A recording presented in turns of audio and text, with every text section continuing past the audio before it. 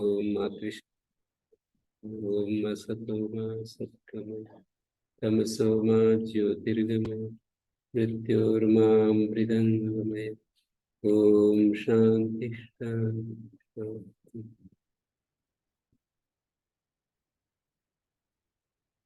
विवेक चूड़ामणि कक्षा 63।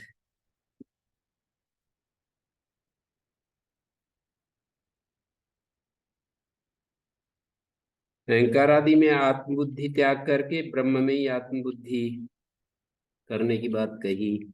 अत्र आत्मत्वं दृढ़ीकुर्वन् अहम आदिषु संत्यजन्।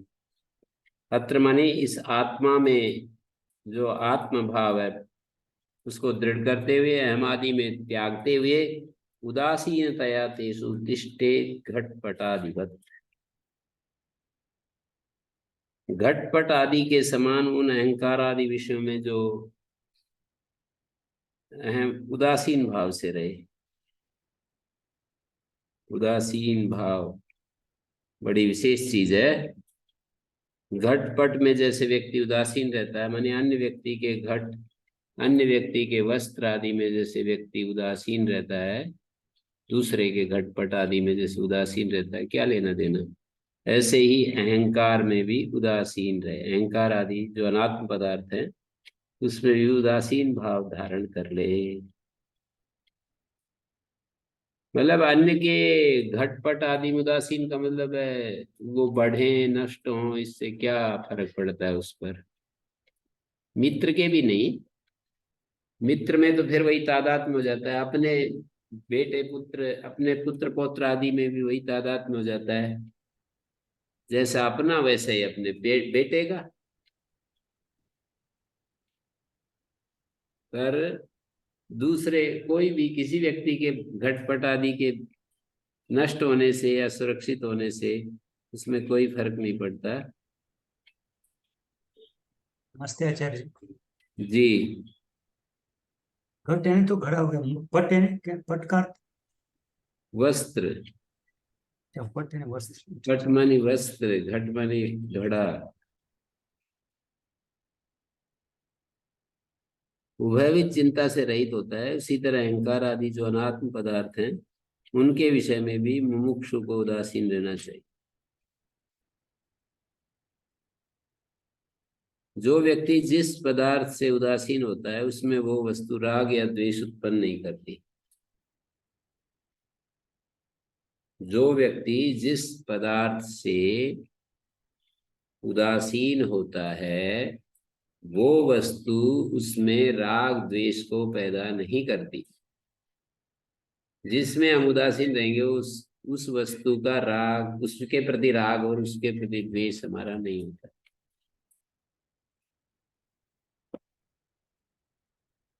राग द्वेष के अभाव में पदार्थ बंधन का कारण भी नहीं हो सकता। राग द्वेष के अभाव में पदार्थ बंधन का कारण नहीं हो सकता। तो शरीर आदि में जो अहंकार हो रहा है उससे उदासीन हो जाने पर शरीर आदि के संबंध से राग द्वेष जो होते हैं उनसे मुक्ति मिल सकती है। शरीर आदि के संबंध से जो राग द्वेष होते हैं उसमें मुक्ति मिल सकती है और मनुष्य भव बंधन से मुक्त हो सकता है। आत्मदृष्टि 370 नंबर श्लोक में और स्पष्टता से प्रतिपादन कर रहे हैं। 370 नंबर पीछे जाकर के देखना पड़ेगा।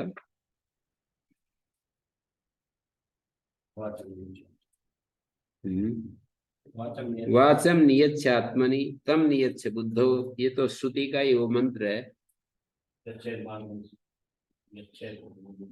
श्रुति में कहा है नियत यच्छेद वांग मनसी प्राज्ञ तद यच्छेद ज्ञान आत्मनि ज्ञानमात्मनि महति तद यच्छेद शांत आत्मनि। वाचम नियच्छ आत्मनि तम नियच्छ बुद्धौ धियम यच्छ च बुद्धि साक्षिणी। वाणी को तो आत्मा में माने मन में, आत्मा का अर्थ है मन है, और उस मन को बुद्धि में लय करे और बुद्धि को बुद्धि के साक्षी में लय करे आत्मा में लय करे, और उस बुद्धि के साक्षी को भी तम चापी पूर्ण आत्मनि निर्विकल्पे, पूर्ण आत्मा जो विकल्प रहित पूर्ण ब्रह्म परमेश्वर है उसमें विलय करके परम शांति का अनुभव करो।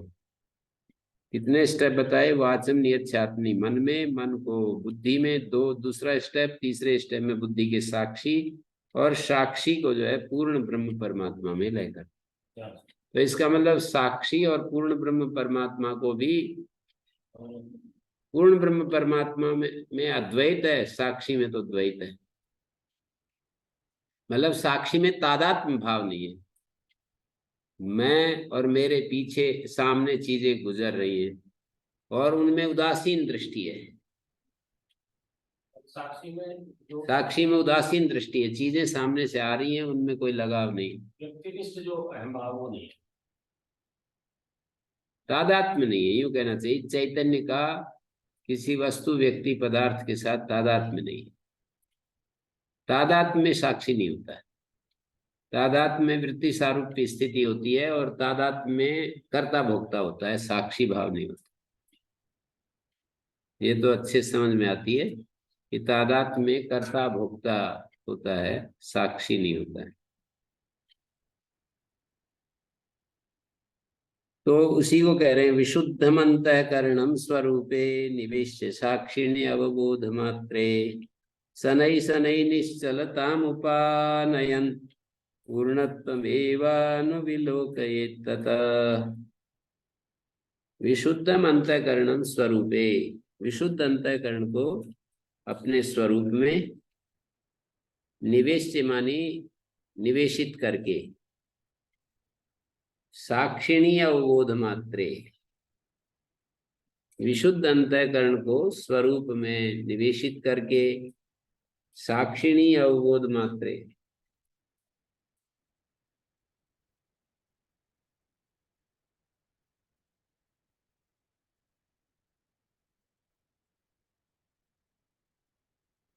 अवबोध मात्र जो साक्षी है ना, उसमें विशुद्ध अंतःकरण को स्वरूप, स्वरूपे निवेश से साक्षिणी, ये एक ही चीज है, स्वरूप, साक्षी, अवबोध मात्र।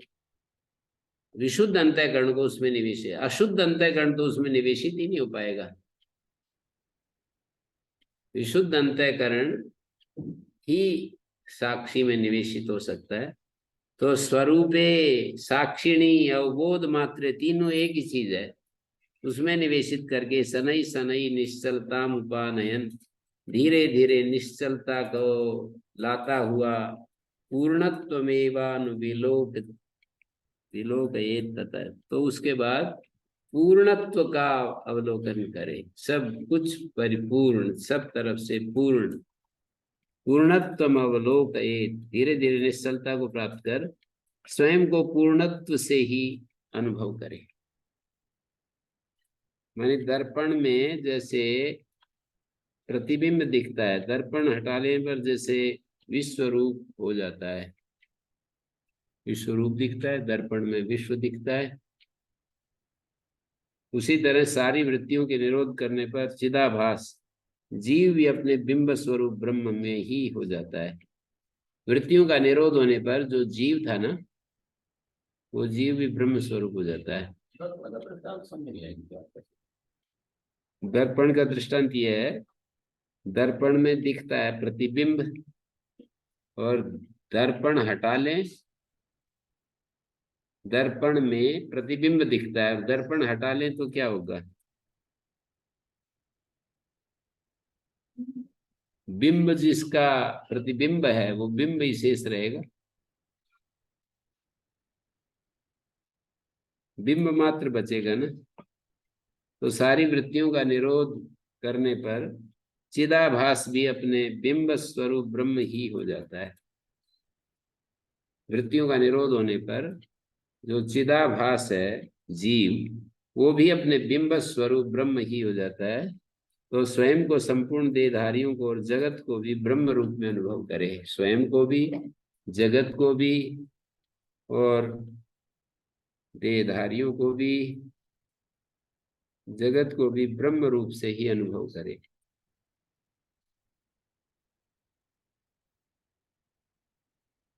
रजोगुण तमोगुण से रहित जो विशुद्ध अंतःकरण है, मन बुद्धि चित्त अहंकार, उसे केवल ज्ञान स्वरूप में, सारी उपाधियों से रहित साक्षी रूप अपने आत्म स्वरूप में सम्यक रूप से स्थापित करे।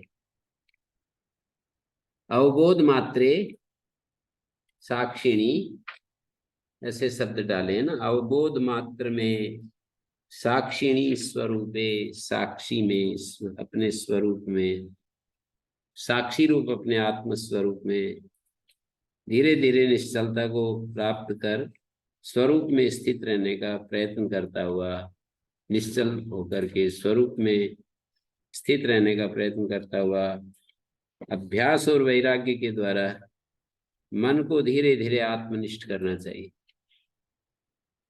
अभ्यास और वैराग्य के द्वारा धीरे धीरे आत्मनिष्ठ करना चाहिए और धीरता पूर्वक आत्मचिंतन करना चाहिए।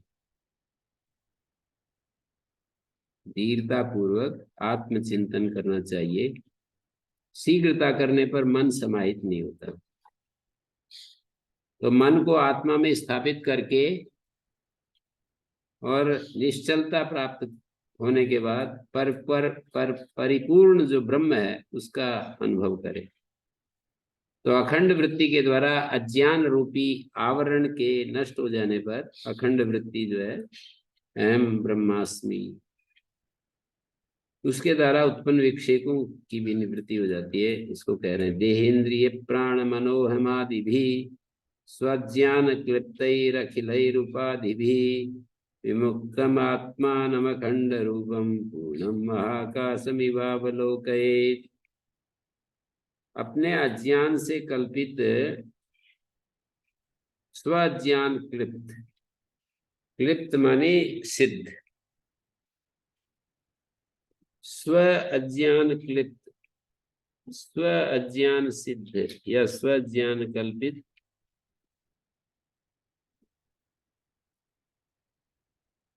अखिलई उपाधि भी, सारी उपाधियां कौन कौन सी? दे इंद्रिय प्राण मनो हेमादि भी अखिलई उपाधि भी।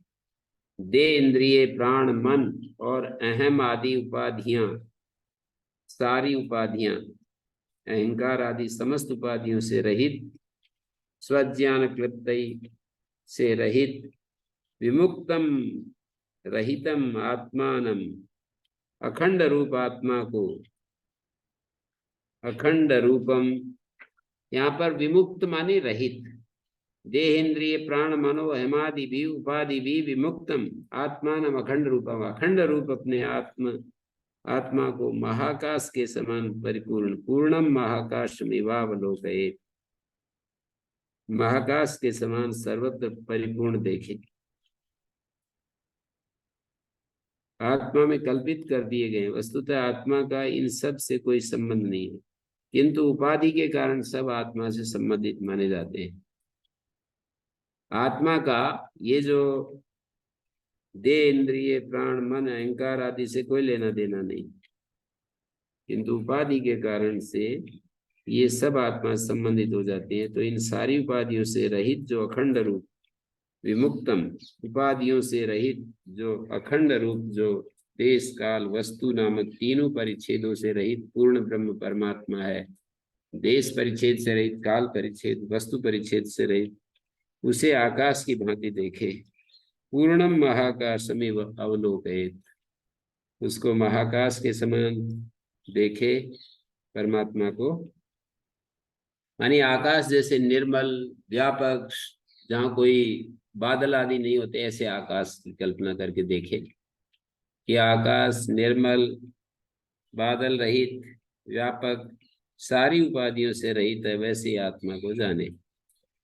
आकाश जैसे निर्मल है, आकाश जैसे व्यापक है, सारी उपाधियों से रहित है, वैसे ही आत्मा को जाने।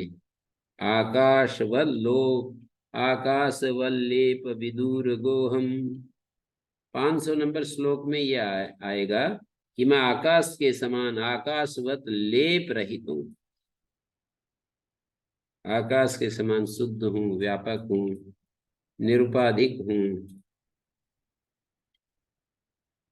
तो ऐसी दृष्टि रखनी चाहिए। आकाश में जो नीलापन प्रतीत होता है वो तो आकाश का नहीं, केवल उपाधि के कारण आकाश नीले रंग का प्रतीत होता है। वैसे आत्मा भी देह आदि सारी उपाधियों से रहित शुद्ध है, लेकिन उपाधियों के ज्ञान के द्वारा, उपाधियों को ज्ञान के द्वारा दूर करके सर्वत्र आत्म भाव से उसको देख, सर्वत्र आत्मा है। घट कलश कुशूल सूचि मुख्य गगनमुपाधि शतैर्विमुक्तमेकम् भवति न विविधम तथैव शुद्धम परमहमादि विमुक्तमेकमेव। तो कह रहे हैं घट कलश कुशूल, अनाज भरने का कोठा को कुशूल कहते हैं। घट कलश मनी कोई मतलब अमृत कलश होता है घट, और कलश उसकी और थोड़ी सुपीरियर क्वालिटी। घट सामान्य घट, घट कलश कुशूल अनाज रखने का कुठुला, सूचि मुख्य सुई आदि सैकड़ों उपाधियों से रहित। सूचि मुख्य गगनम, घट कलश कुशूल सूचि मुख्य सुई आदि सैकड़ों उपाधियों से रहित आकाश जैसे एक होता है। गगनम उपाधि शतैर विमुक्तम एकम, सैकड़ों उपाधियों से रहित आकाश जैसे एक होता है। उपाधियों के कारण बटा हुआ दिखता है। गगन आकाश, गुहाकाश, घटाकाश, सूची आकाश, सुई का जो छेद होता है वो भी एक आकाश है। इन सब आकाशों, गगनम उपाधि शतैर विमुक्तम एकम, सैकड़ों उपाधि, ये जो आकाश है गगनम उपाधि शतैर विमुक्तम एकम, सैकड़ों उपाधियों से मुक्त एक ही है। भवति एकम भवति न विविधम, विविध नहीं होता, एक ही होता है। तथैव शुद्धम, उसी प्रकार शुद्धम परम अहमादि विमुक्तमेकम एव, अहमादि से विमुक्त एक ही शुद्ध परम ब्रह्म है। अहमादि से विमुक्त रहित एक ही परम ब्रह्म है। नेह नानास्ति किंचन एकम एव अद्वितीयम, यहाँ नानात्व तो नहीं है, एक ही अद्वितीय ब्रह्म है। एकत्व ज्ञान की सुलभता के लिए उपाधियों का मिथ्यात्व प्रतिपादन कर रहे हैं। ब्रह्मादि स्तंभ पर्यंता मृषा मात्रा उपाधय ततः पूर्णम स्वमात्मानं पश्येदेकात्मना स्थितम। ब्रह्मादि स्तंभ पर्यंता, ब्रह्म से लेकर सूक्ष्म जंतु पर्यंत। स्तंभ होता है सूक्ष्म जो एक घास आदि होता है या सूक्ष्म जीव। ब्रह्मा सबसे ज्ञान में और क्रिया में सबसे विशाल और स्तंभ सबसे, हमारे तो दोनों तरफ की पराकाष्ठा। हाँ, अणोरणीयान महतो मय्यान। ब्रह्मादि स्तंभ पर्यंता मृषा मात्रा उपाधया, सारी उपाधियां मृषा मात्र हैं, उपाधि मिथ्या है। समष्टि लिंग शरीर के अभिमानी 14 भुवनों के सृष्टा हिरण्यगर्भ को ब्रह्मा शब्दवाच्य कहते हैं। समष्टि लिंग शरीर का जो अभिमानी, एक तो व्यष्टि शरीर का अभिमानी तेजस, और सारे तेजस को समष्टि कहेंगे। और उन समष्टि शरीरों के, समष्टि जो लिंग शरीर है, एक व्यष्टि लिंग एक समष्टि लिंग, व्यष्टि बुद्धि समष्टि बुद्धि, व्यष्टि अहंकार समष्टि अहंकार। तो व्यष्टि जो लिंग शरीर है, समष्टि लिंग शरीर है, उसका अभिमानी ब्रह्मा है। ब्रह्मा से लेकर स्तंभ पर्यंत, मानी सूक्ष्मतम जंतु को स्तंभ कह दो, छोटे से छोटा जंतु। जितनी भी उपाधियां हैं मृषा मात्रा उपाधियां, वृषा भी मृषा मात्रा है, यानी सर्वाधिष्ठान ब्रह्म में कल्पित होने के कारण उनकी सत्ता समझो है ही नहीं, वास्तव में उनकी सत्ता नहीं है उपाधियों की। आचार्य जी नमस्ते। सर्वाधिष्ठान, हाँ जी, वृष का क्या अर्थ होगा? मृषा, ऋषा, हाँ। मृषा मानी असत्य, फॉल्स, असत फॉल्स है वो, मृषा मात्र हैं, फॉल्स हैं। सर्वाधिष्ठान ब्रह्म में कल्पित होने के कारण उनकी सत्ता नहीं है। उन उपाधियों का मिथ्यात्व सम्यक रूप से जानकर, उनकी प्रतीति को मिथ्या मानकर, प्रलय काल में जैसे एक ही समुद्र रहता है, ततः पूर्णम स्वमात्मानम पश्येद एकात्मना स्थितम, उसी प्रकार जो एक रूप है, तीनों परिच्छेदों से रहित होने के कारण जो परिपूर्ण है, ततः पूर्णम स्वमात्मानम पश्येद एकात्मना स्थितम, ऐसे अपने आत्मा को देखें, अर्थात अपना जो मुख्य स्वरूप ब्रह्म है उसको देखें, उसका आत्म रूप से साक्षात करें। ततः पूर्णम स्वमात्मानम,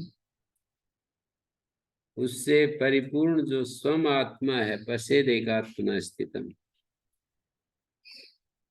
अपना एक आत्मा का तृतीय है, और यहाँ सप्तमी होनी चाहिए। क्यों? ततः पूर्णम स्वमात्मानम, उसके बाद एक रूप से स्थित, एकात्मना स्थित, एक रूप से स्थित जो परिपूर्ण अपने आत्मा को देखे, तथा पूर्णम स्वमात्मानम,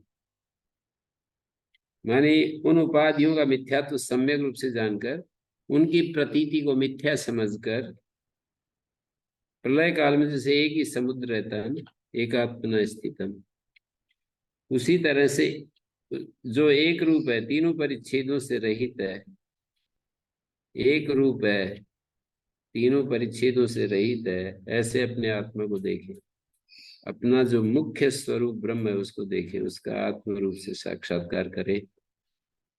ब्रह्म से व्यतिरिक्त कुछ भी नहीं, इस बात को युक्ति पूर्वक समझ रहे हैं, समझा रहे हैं। यत्र भ्रांत्या कल्पितम यद विवेके तत्तन्मात्रम नैव तस्माद् विभिन्नम, भ्रांतिर्नाशे भ्रांतिदृष्टा हि तन्वम्, रज्जुस्तद्वद् विश्वमात्मस्वरूपम्। शालिनी छंद है।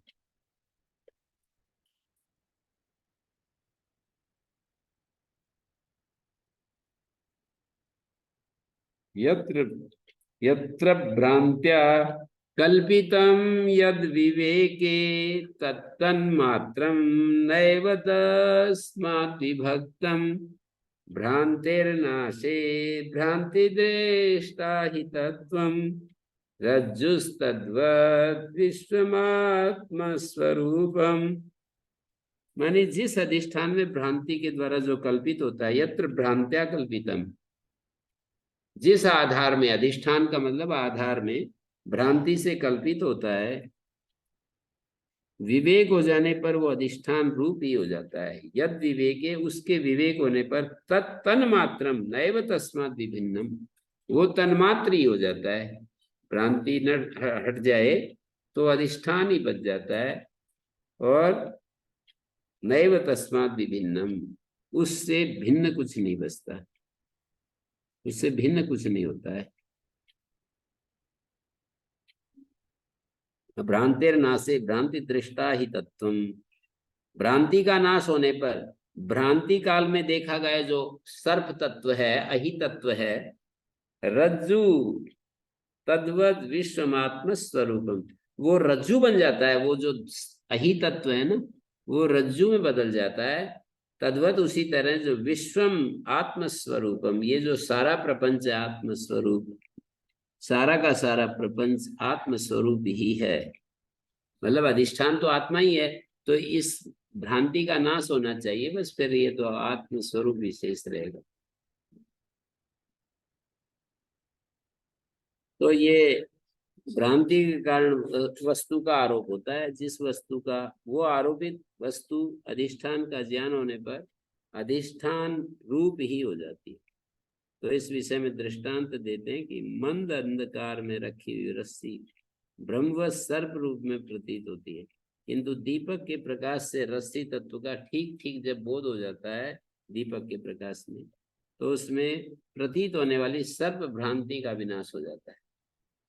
उसमें जो सर्प भ्रांति प्रतीत हो रही थी उसका भी नाश हो जाता है। वस्तुतः वह रस्सी तीनों कालों में सर्प नहीं है। वो जो रस्सी है वो तीनों कालों में कभी भी सर्प नहीं है, वो रस्सी, लेकिन भ्रांति के कारण सर्प दिखने लगती है। भ्रांति के दूर हो जाने पर भ्रांति के कारण दिखने वाला सर्प जैसे रज्जु स्वरूप हो जाता है, उस रस्सी रूप अधिष्ठान से वो भिन्न नहीं होता, वैसे ही संपूर्ण नाम रूपात्मक जगत भी ब्रह्म रूप ही है। अर्थात आदेशो नेति नेति, ये श्रुति वाक्यों के द्वारा उत्पन्न जो निषेधात्मक ज्ञान है, नेति नेति के द्वारा उत्पन्न जो निषेधात्मक ज्ञान है, ये भी नहीं, ये भी नहीं, निषेधावधि पर्यंत जब हम चलते रहते हैं, उससे यही ज्ञात होता है कि ये मूर्त अमूर्त रूप जो जगत है उसका अधिष्ठान एकमात्र ब्रह्म है। मूर्त अमूर्त का हम निषेध कर जाएंगे, पृथ्वी भी नहीं, जल भी नहीं, अग्नि भी नहीं, वायु भी नहीं, आकाश भी नहीं, ब्रह्म जो है इन सब का निषेध कर दिया। ज्ञात होता है कि ये मूर्त और अमूर्त रूप जो जगत है उसका अधिष्ठान एकमात्र ब्रह्म ही है। उसी ब्रह्म में ये सारा जगत भ्रांति के कारण कल्पित है, ब्रह्म में।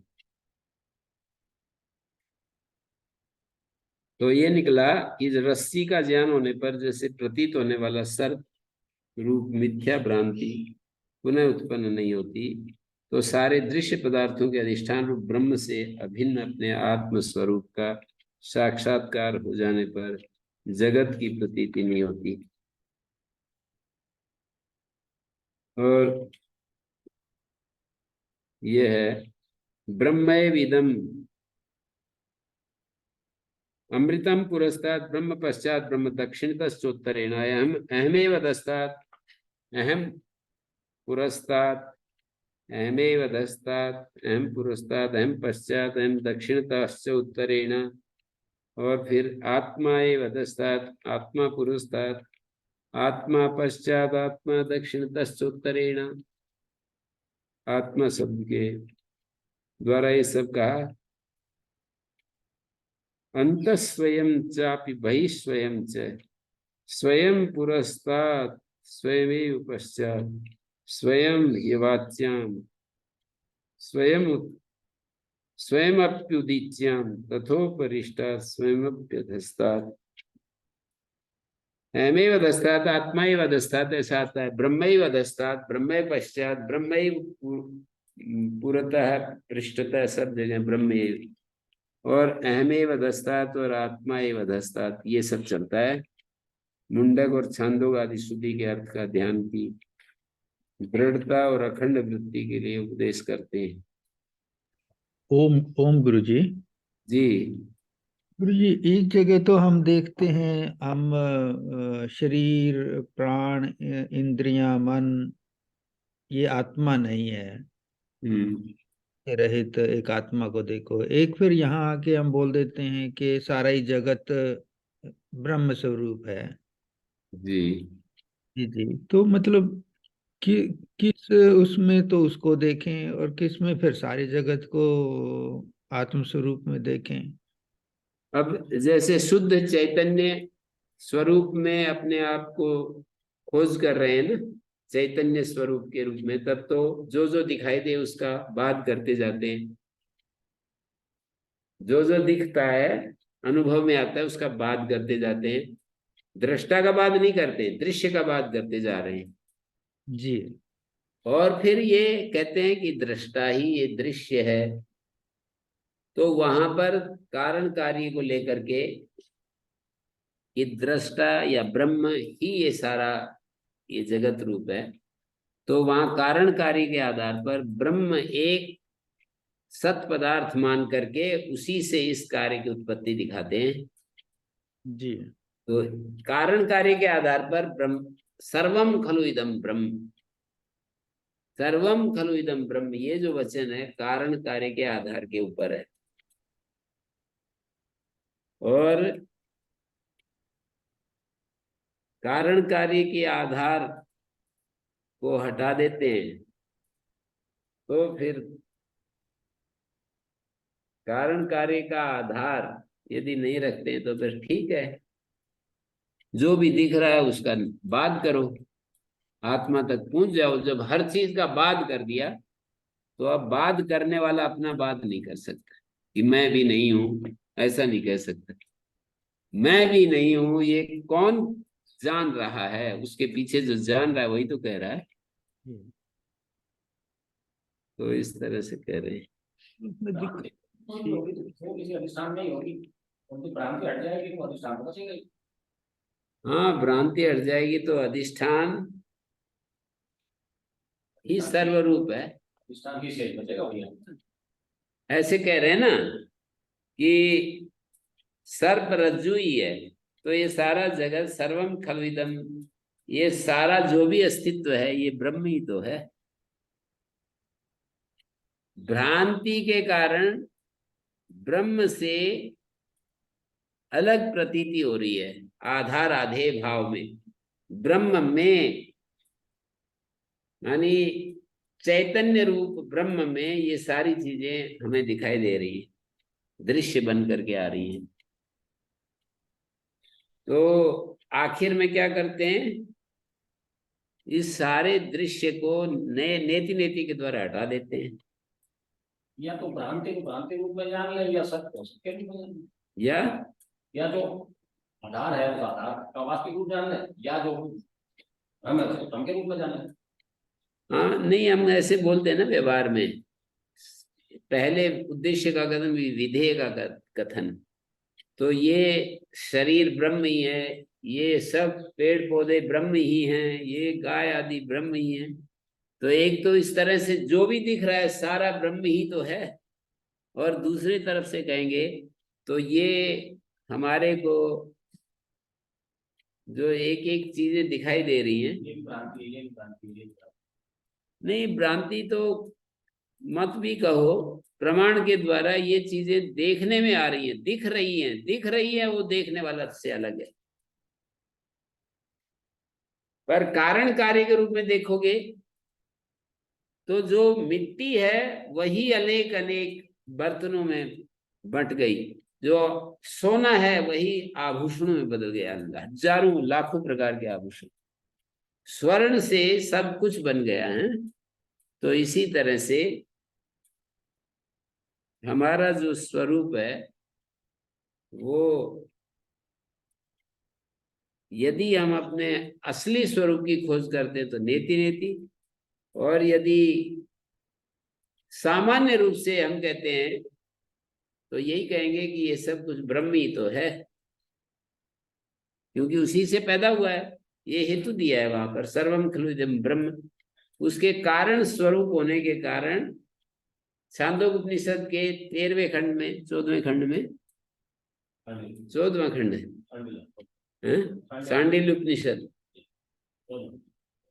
तो उसमें ये हेतु दिया है। क्या हेतु दिया है?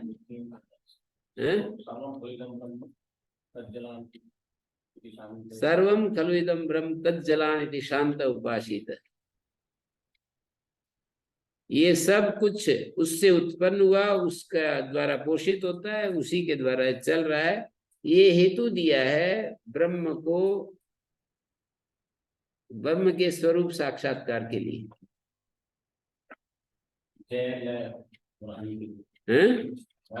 जलान शब्द से जय, जय मतलब उत्पन्न होने वाला। तज्जलान इति शांत उपासित, तज्जल अन्न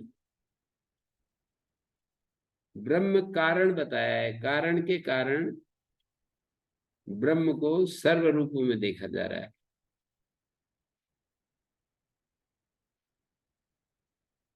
भ्रांति नासे भ्रांति दृष्टि अहितत्वम, भ्रांति के द्वारा देखा गया अहितत्व, रज्जु तद विभक्त तद विश्वम आत्मस्वरूपम, रज्जुस्तद विश्वम आत्मस्वरूपम। जैसे रज्जुस्तद विश्वम, जैसे भ्रांति के दूर होने पर भ्रांति के कारण दिखने वाला सर्प रस्सी ही है, उसी प्रकार सारा विश्व आत्मस्वरूप ही है।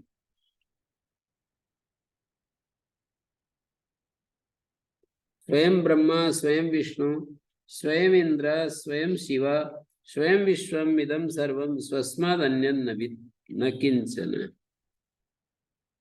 आत्मा ही स्वयं ब्रह्मा है, स्वयं विष्णु है, इंद्र है, शिव है, संपूर्ण जगत है। आत्मा से अन्य कुछ भी नहीं है। स्वयं विश्वम इदम सर्वम स्वस्माद् अन्यत् न किंचन।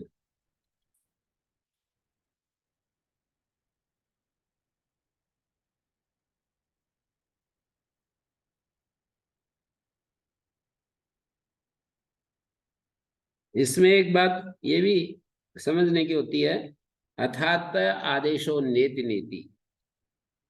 श्रुति वाक्यों के द्वारा उत्पन्न जो निषेधात्मक ज्ञान है, उससे यही ज्ञात होता है कि वो ब्रह्म अमूर्त रूप जो जगत है, उसका अधिष्ठान एकमात्र ब्रह्म ही है।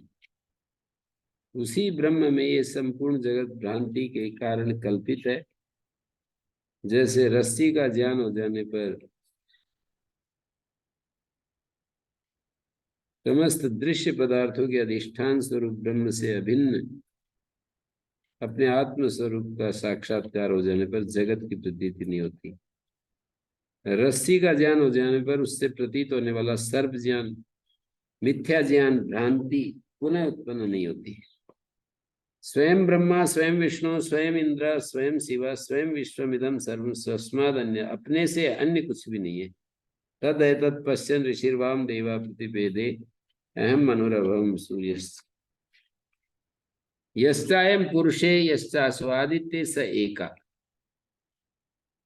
जो आदित्य में पुरुष है, जो पुरुष में है, वो एक ही है। एतम एके वदन्ति अग्निम मनुष्य मनुमन्ये मनुमन्ये प्रजापति।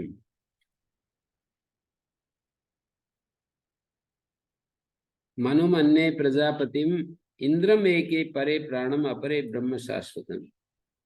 इस परमात्मा को ये अग्नि कहता है। एतम एके वदन्ति अग्निम मनुमन्ये प्रजापतिम, कोई इसको प्रजापति कहता है, कोई मनु कहता है। इंद्र में के परे प्राणम, कोई इंद्र कहता है, कोई प्राण कहता है। अपरे ब्रह्म शाश्वतम,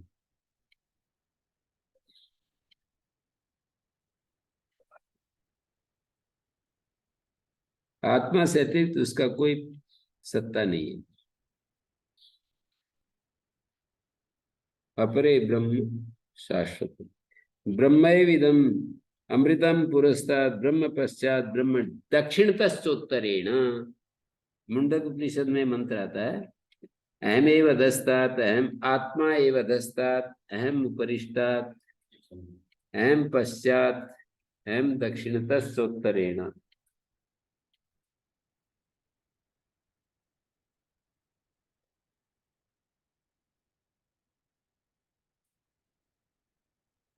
अहमेव अधस्तात् आत्मा एव अधस्तात्। मुंडक और छांदोग आदि श्रुति के अर्थ का ध्यान की दृढ़ता और अखंड वृत्ति के लिए उपदेश कर रहे हैं। अंत स्वयं चापि बहि स्वयं च स्वयं पुरस्तादात्म स्वयं पुरस्तात् स्वयमेव पश्चात स्वयं वाच्याम स्वयं अप्युदिच्यम।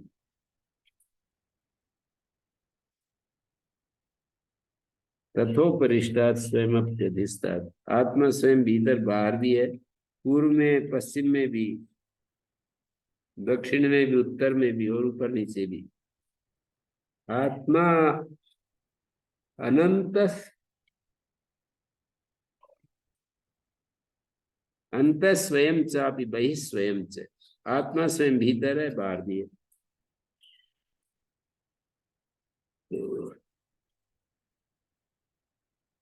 आगे कहते हैं, तरंगम तरंग फेनम तरंग फेन भ्रम बुद्बुदादि सर्वम स्वरूपेण जलम यथा तथा।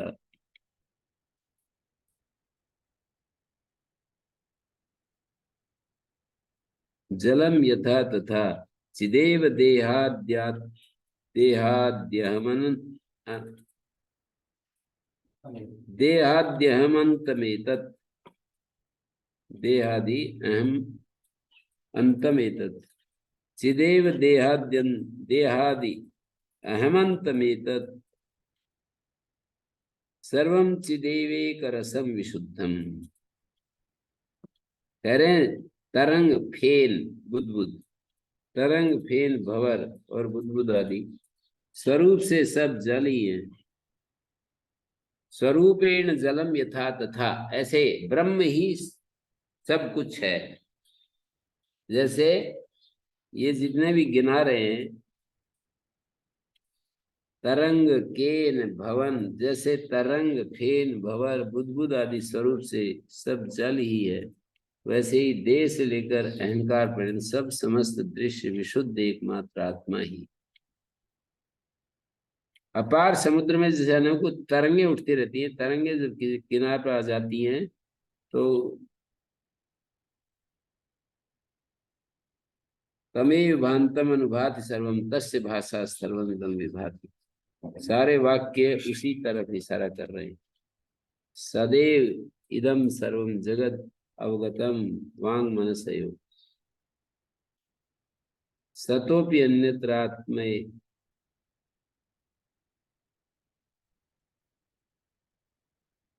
सदैव इदम सर्वम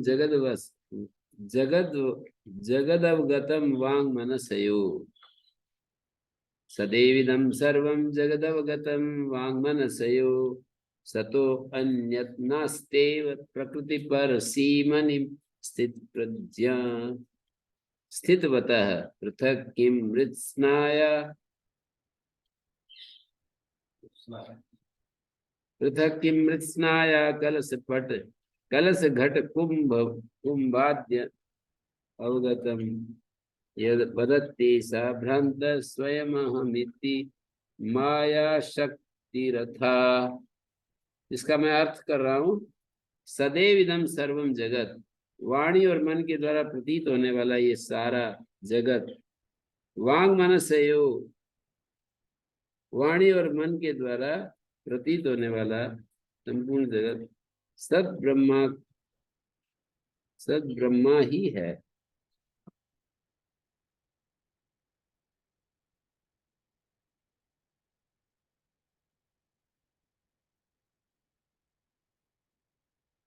तो ये कह रहे हैं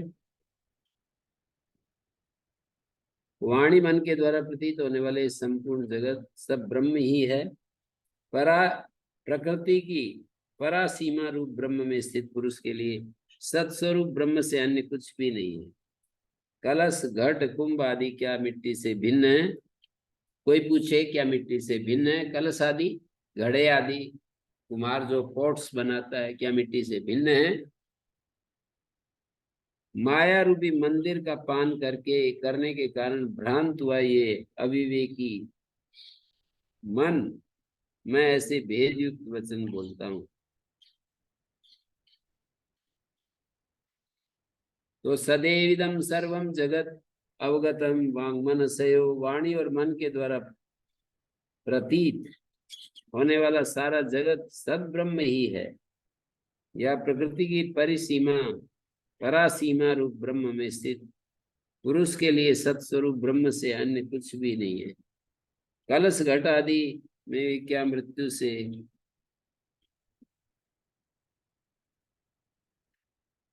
तो यहाँ पर ये दिया है वांग मनसयो, निमित्तार्थक सप्तमी वांग मनसारंभाम वांग मनसाभ्याम, इस अर्थ में वांग मनसयो। घट है, पट है इत्यादि वाणी के द्वारा और वाणी और वाणी द्वारा कहे गए पदार्थों को सत्य मानकर मन के द्वारा उनका चिंतन करने से वह संपूर्ण जगत प्रतीत हो रहा है। वह ब्रह्म ही वाचारमण विकारो नाम ध्येयम, विकार वस्तुतः वाणी के द्वारा ब्रह्म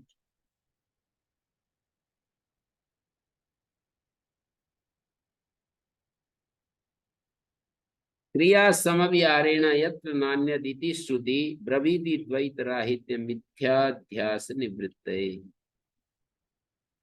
यत्र नान्यत् पश्यति नान्यत् शृणोति नान्यत् विजानाति स भूमा अथयत् अन्यत् पश्यति अन्यत् शृणोति अन्यत् विजानाति तदल्पम। तो यत्र नान्यत श्रुति क्रिया समविहारेण मिथ्याध्यास निवृत्ते द्वैत राहित्यम वर्तते। तो यहाँ पर दे दिया क्रिया समविहारेण यत्र नान्यत इति श्रुति, यत्र नान्यत पश्यति, ये श्रुति क्रिया के उपसंहार के द्वारा क्रिया समविहारेण, क्रिया के उपसंहार के द्वारा मिथ्या अध्यास की निवृत्ति के लिए द्वैत का आरंभ करता है। क्रिया के उपसंहार के लिए मिथ्या अध्यास की निवृत्ति के लिए द्वैत का आरंभ करता है। ब्रवीति द्वैत राहित्यम मिथ्याध्यास निवृत्त, मिथ्याध्यास की निवृत्ति के लिए।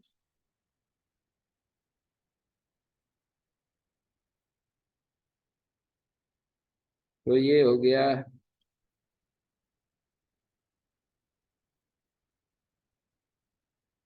394 श्लोक। आकाशवत निर्मल निर्विकल्प, आकाश की समान निर्मल निर्विकल्प, निस्सीम निस्पंदन निर्विकारम, आकाश के समान निर्मल निर्विकल्प निस्सीम निस्पंद निर्विकारम।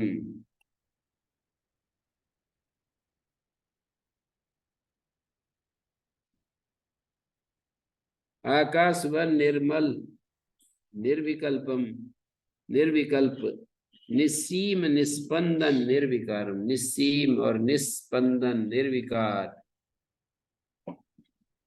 अंतर बहि शून्यम अनंत मद्वयम,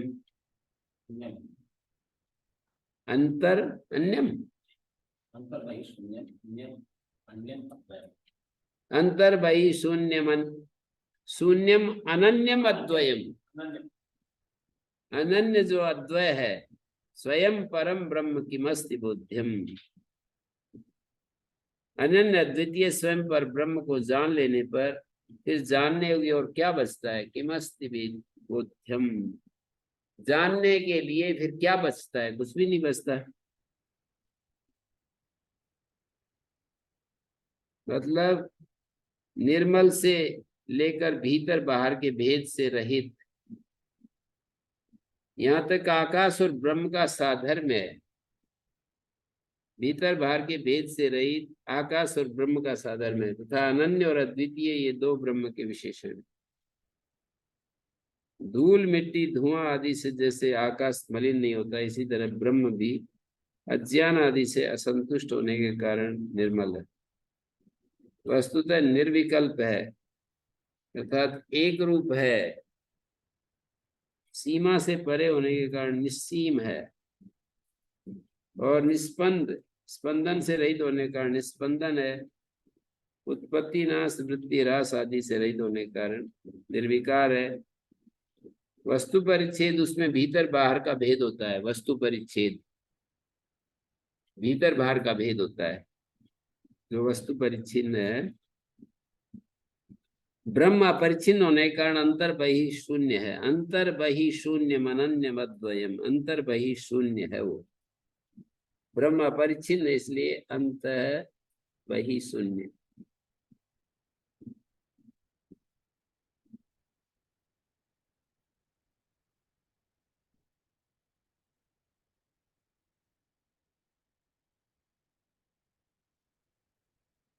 पूर्ण होने के कारण और स्वगत भेद से रहित होने के कारण भीतर बाहर के भेद से रहित है। प्रत्येक अभिन्न है, प्रत्येक अभिन्न है माने आत्मा से भिन्न होने के कारण वो अनन्य है। विजातीय भेद से रहित होने के कारण अद्वितीय है। पर ब्रह्म परमात्मा है, उसको ठीक तरह से जान लेने पर अन्य जानने योग्य क्या बचेगा। मिट्टी के ज्ञान से जो घट शराब आदि सब जान लिए जाते हैं, उसी तरह सर्वात्मक पर ब्रह्म को जान लेने पर सब कुछ ज्ञात हो जाता है। यानी उसको जान लेने के बाद जानने योग्य कोई अन्य पदार्थ अवशिष्ट ही नहीं रह सकता। अथवा सर्वात्मक जो अनन्य कहा है, अनन्य होने के कारण ही अद्वितीय है। वक्तव्यं किमु विद्यतेऽत्र बहुधा ब्रह्मैव जीव स्वयं ब्रह्मैतज्जगदा जगदापराणु सकलं ब्रह्म द्वितीयम् श्रुते ब्रह्मैवाहमिति प्रबुद्धमनय मतया सन्त्यक्तबाह्या स्फुटम् ब्रह्मीभूय वसन्ति सन्तच्चिदानन्दात्मना एव ध्रुवम्।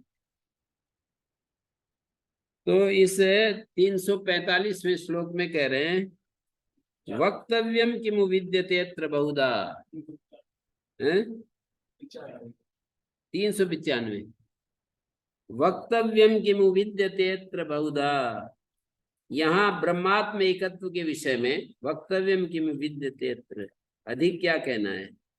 जीव स्वयं ब्रह्म ही तो है, ब्रह्मैव जीव स्वयं, जीव जो है ब्रह्मैव स्वयं, जीव स्वयं ब्रह्म ही है, जीव स्वयं स्वयं ब्रह्मैव ब्रह्मेतत् जगदापराणु सकलम ब्रह्मा द्वितीयम श्रुते। परमाणु पर्यंत ये संपूर्ण जगत ब्रह्म ही है, परमाणु पर्यंत ब्रह्मेतत् जगद अपरमाणु, ये अपरमाणु सकलम ब्रह्म अद्वितीयम श्रुते, ये अद्वितीय है ऐसा श्रुति कहती है। हमारी पुस्तक में आततम है, जगत आततम, हैं? जगत आततम, अपरमाणु नहीं। ब्रह्मैव एतत् जगदाततम, वो भी चलेगा। आततम एक अक्षर तो कम हो रहा है। ब्रह्मैतत् जगदाततम, जगदाततम ब्रह्मैतत् जगदापरम अपराणु, ब्रह्मैतत् जगदापराणु सततम। नू दे दिए, हैं? नू दे दिए, क्या दे दिया? एक जगत आततम नू सकल, नू लगा दिया, नू नहीं, नू की तो कंप्लीट। ब्रह्मैतत् जगत जगदाततम नु सकलम ब्रह्मा द्वितीयम मुनि ब्रह्मैवाहम इति प्रबुद्ध मतया। ओम शांति शांति शांति।